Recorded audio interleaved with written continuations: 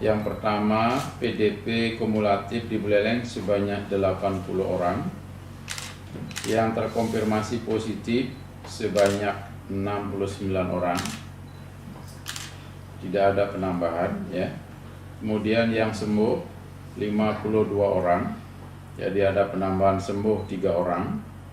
Kemudian yang meninggal tidak ada.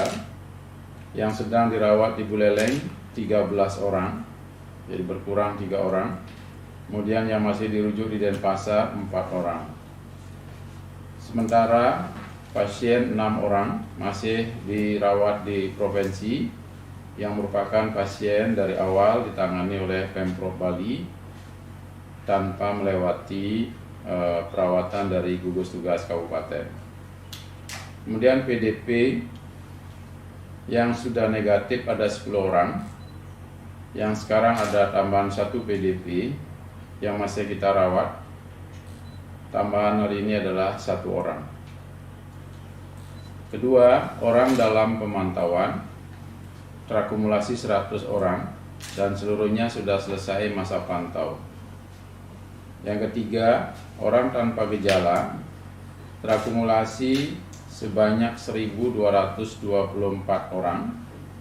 Yang selesai masa pantaunya 1.050 orang, yang masih karantina mandiri 170 orang, dan yang dikarantina di Grimas sebanyak 4 orang.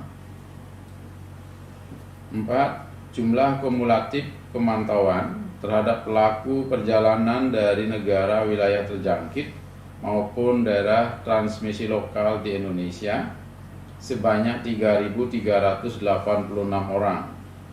Yang telah berakhir masa pantaunya sebanyak 3.224 orang dan masih kita pantau sisanya 162 orang, terdiri dari pekerja kapal pesiar 137 orang, TKI lainnya 18 orang, pulang dari luar negeri 1 orang, dan orang yang datang dari daerah transmisi lokal di Indonesia sebanyak 6 orang.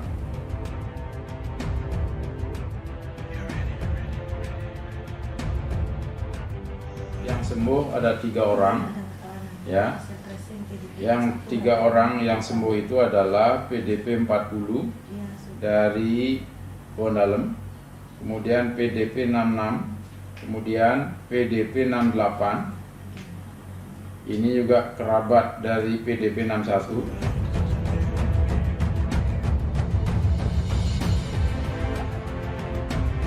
Namun walaupun ada bahasa new normal, sudah bisa kita hidup dengan normal yang baru, bukan berarti bahwa kita bisa mengabaikan protokol-protokol kesehatan. Kita bisa mulai lebih relaksasi, tetapi kedisiplinan tentang protokol kesehatan menjadi kunci kita bisa terhindar dari penularan COVID-19. Mari pakai masker kalau keluar rumah, cuci tangan pakai sabun dan air mengalir, menjaga jarak baik fisik maupun sosial, penerapan pola hidup bersih dan sehat senantiasa menjadi bagian dari catatan personal untuk melakukan aktivitas kehidupan sehari-hari di masa yang akan datang. Sekian dan terima kasih.